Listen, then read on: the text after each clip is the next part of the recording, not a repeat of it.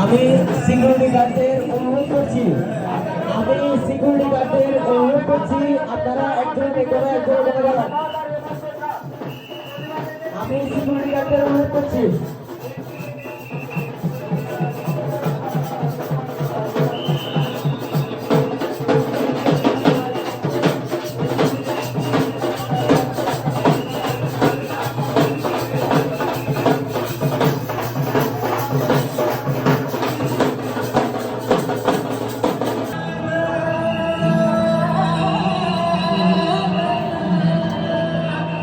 দাদা আপনাদেরকে বলতেছি প্লিজ চলে আসেন